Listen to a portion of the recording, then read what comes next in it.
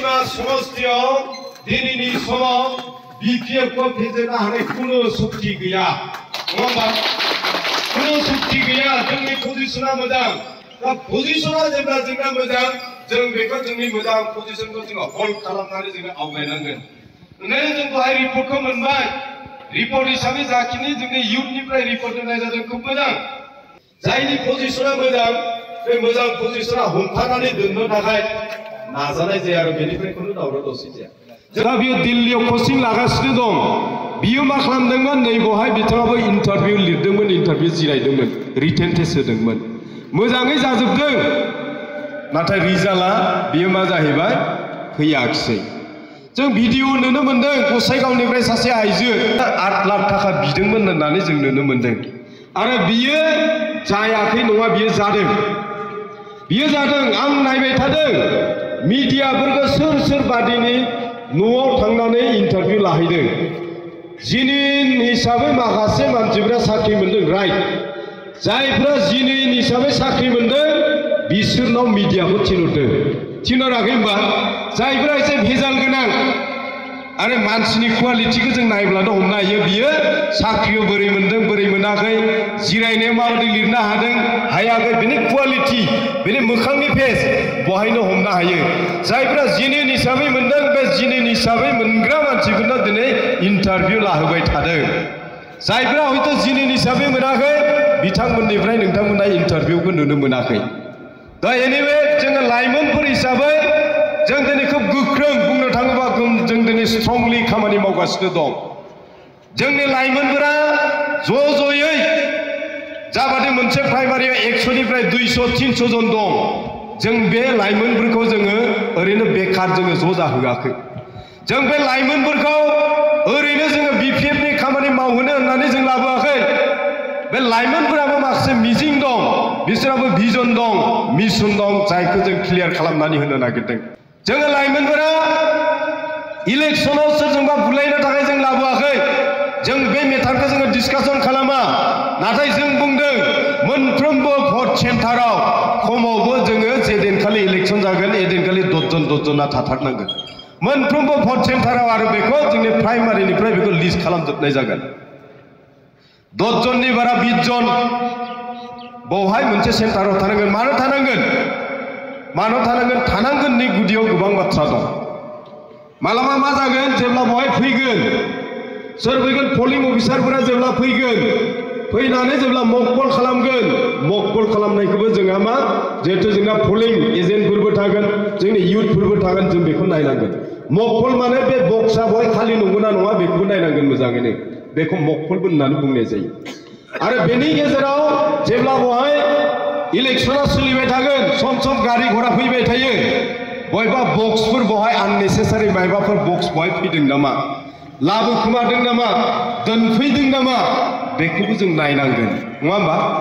आरो बेवहाय नायनांगोन मालाबा मा जायो, प्रिसाइडिं अफिसार डायरि मोनसे थायो, जों प्रिसाइडिं अफिसारबो खालामदोंमोन। डायरि थायो, मालाबा मा जायो हरसे खामानि मावनांगौ जायो प्रिसाइडिं अफिसारा, सहि होनाय मानाय, जिहेतु जोंना बेलट बक्सआवसो जागोन, बेलट पेपारावसो जागोन, सहि होनाय मानाय हराव बिराद खामानि मावनांगौ जायो। तो प्रिसाइडिं डायरिनि जे रिपर्ट, आरो मालाबा मा जायो बे रिपर्टजों, जिहेतु प्रिसाइडिं अफिसार बेवहाय 2-3 थायो, नङा होमबा? तो मालाबा मा जायो बे रिपर्टजों आरो बेनिफ्राय बे बेलट पेपारजों मालाबा हिसाबा गोरोबा। इमिडिएटलि 10 मिनिट्स, आधा घन्टा बेनि गेजेराव रिपर्ट हरबाय थानांगौ जायो। जेब्ला रिपर्ट हरबाय थायो बेवहाय बे प्रिसाइडिं अफिसारनि मोनसे डायरि थायो। बे डायरियाव हमनानै ला माने 500टा भट बेवहाय जाबाय होननानै रिपर्टखौ हरबाय। नाथाय जेब्ला बियो बे बेलट पेपारखौ सानगोन, बे 500टा थाङाखै, बबेबा मोनसे गड़बड़ जादों, बिदिबो जायो। एकदम प्रेक्टिकल बियो जाथारो। जों प्रेक्टिकली बेखौ मावबोनाय मानसि, जों बेखौ मोजाङै मिथिगौ। जेब्ला हमनानै ला बेवहाय 500टा भट जाबाय, प्रिसाइडिं डायरिनिफ्राय बियो रिपर्टआ थांजोब्बाय, नाथाय नै बेवहाय 40टा भटानो जायाखै, बिदिबो थायो। तो बेबादि जेब्ला जायो होमबा मा जायो, बे प्रिसाइडिं जाय अफिसार थायो बियो मा खालामो, गावनि प्रिसाइडिं टीमाव रायलायो, दे ओरै माबा मोनसे गड़बड़ जाबाय, बेखौ जोङो दा खुला खुलि जों खालामनो हाया। ओंखायनो बेखौ मा खालामनांगोन, जोंनि जे बेवहाय पार्टीनि टीम थायो बिसोरजोंबो बिथांमोना रायलायनो गोनां जायो।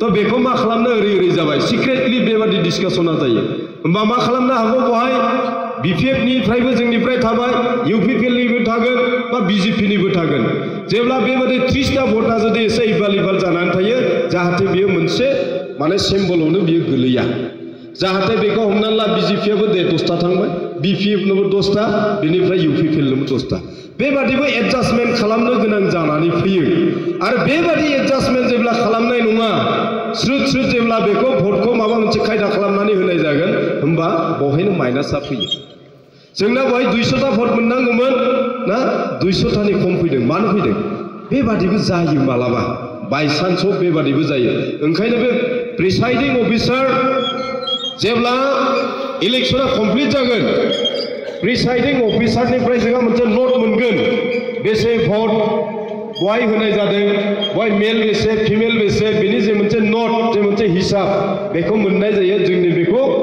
एजेन्टफोरा बेखौ लानांगोन जोंनि कर्मीफोरा बेखौ लानांगोन बेजोंसो जों हिसाबखौ खालामो दा 8% भट जाबाय 8%आ जायाखिसै ना बहाय 3000 भट दंमोनबा बे मोनसे पोलिं स्टेशनाव 800 भट दंमोन बेनि गेजेराव 600 भट जाबाय तो बेसेबां पार्सेन्ट भट बहाय होनाय जादों बेसेबां पार्सेन्ट होनाय जायाखै बेनिफ्राय जोङो मा बेखौ मोननाय जायो तो बेखौबो जों मालाबा सम जोङो बावलाङो तो ओंखायनो बे बेलायावबो जोङो सिनसियार जानांगोन आरो सिनसियार जाबावनांगोन जेब्ला बहाय माने बक्सखौ मा होनो कमप्लिटलि पेकिं खालामनाय जागोन पेकिं खालामनानै जेब्ला फाथाय हरगोन बे दैथाय हरजासिम जोंनि लाइमोनफ्रा बहाय थानांगोन थाथारनांगोन बे 10 जननिफ्राय 20 जन जायफ्रा लिस्ट गोलैगोन बिथांमोना जाहाथे खुनु पट्टे इलेक्शन जोबजासिम जाहाथे दस्रायाव थाङा बक्सआ फाथायजासिम बे जाहाथे बहायनो थायो